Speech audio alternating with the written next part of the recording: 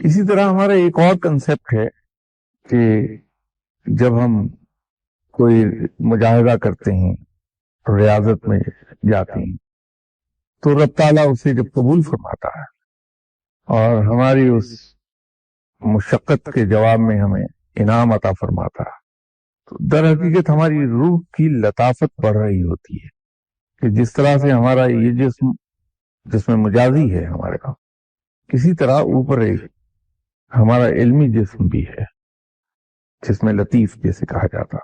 تو جب ہم ایسا کلام پڑھتے ہیں اور ایسے لفظ پڑھتے ہیں جو ہماری روح سے مطابقت رکھتے ہیں، تو ہمارا وہ جو روحانی جسم ہے اوپر، وہ پھلتا پھولتا ہے، صحت مند ہوتا ہے.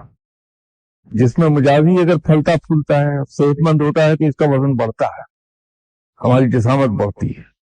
لیکن جب وہ جس میں لطیف پھلتا پھولتا ہے اور صحت مند ہوتا ہے تو اس کی لطافت بڑھتی ہے.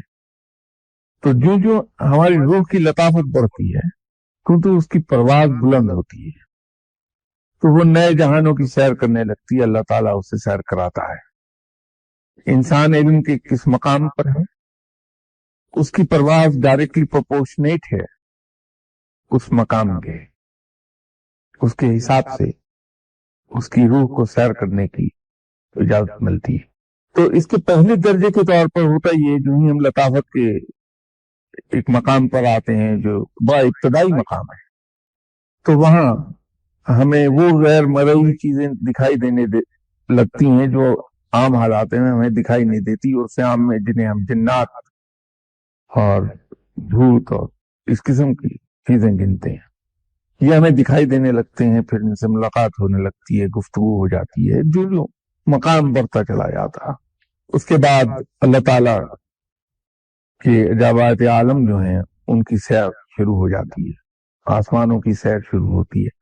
وہ ڈیپینڈ کرتا ہے کہ ہم لطافت کے کس مقام پر ہیں، پرواز ہماری کتنی ہے. لیکن ہوتا یہ ہے کہ وہ جس طرح جو بات میں عرض کر رہا تھا کہ ہمارے کنسیپٹس کلیئر نہیں ہوتے، تو جو ہی ذرا سا ہلجل ہوتی ہے اور ہماری روح کو ذرا سی بھی پرواز ملتی ہے، تو ہم اس دھوکے میں آ جاتے ہیں کہ ہم علم کے بڑے مقام پر چلے گئے، ولایت کے مقام پہ فائز ہو گئے. حالانکہ وہ تو ابھی ہم سے کوسوں دور ہے، ایک لمبا فاصلہ ہمیں طے کر کے وہاں تک بھی پہنچنا ہے. یہ تو اب صرف ابتدا ہے.